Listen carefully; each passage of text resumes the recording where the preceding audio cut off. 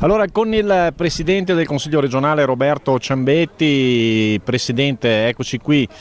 siamo alle Melette, finalmente dopo anni rivediamo aperta la baita e gli impianti ormai in via di completamento. Sì, finalmente è uno dei progetti strategici del Fondo Comune di Confine che ho seguito fin dall'inizio, 8 milioni di euro per rilanciare, penso, uno dei più bei poli sciistici del Vicentino ma anche del Veneto.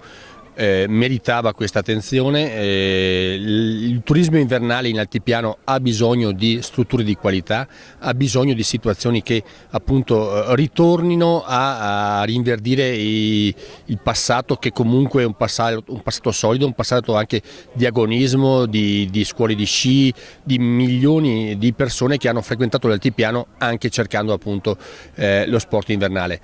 Questo progetto però ha anche una valenza extra turismo invernale, si pensa di poterlo utilizzare anche d'estate col mountain bike, con la possibilità di avere le seggiovie che vengono messe a disposizione anche di chi vuole salire in quota con la bicicletta e poi da lì partire a fare escursioni. Quindi una cosa a 360 gradi, ripartire aprendo la baita penso sia un punto fondamentale, fra qualche settimana penso vedremo in funzione anche gli impianti, quindi veramente una cosa che arriva a termine dopo anni anche di lavoro, di progetti, di passaggi burocratici che servono in situazioni come questa, e speriamo anche un momento per risistemare quello che è avvenuto il 29 ottobre scorso con l'abbattimento di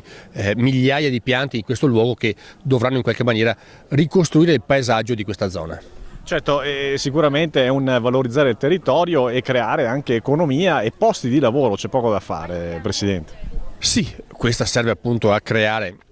sicuramente posti di lavoro qua in loco per chi girerà attorno all'impianto, ma anche un indotto che sarà per le seconde case, per gli alberghi, per tutto l'altipiano. Le Melette appunto è un luogo storico, è un posto di piste da sci di qualità che dovrà essere appunto rilanciato con il giusto piglio, ma abbiamo visto Andrea Rigoni assolutamente sul pezzo, gli amministratori, questa public company che vede centinaia di persone che credono in questo progetto, quindi ci dà la bontà sicuramente di una cosa, di un'iniziativa che avrà successo.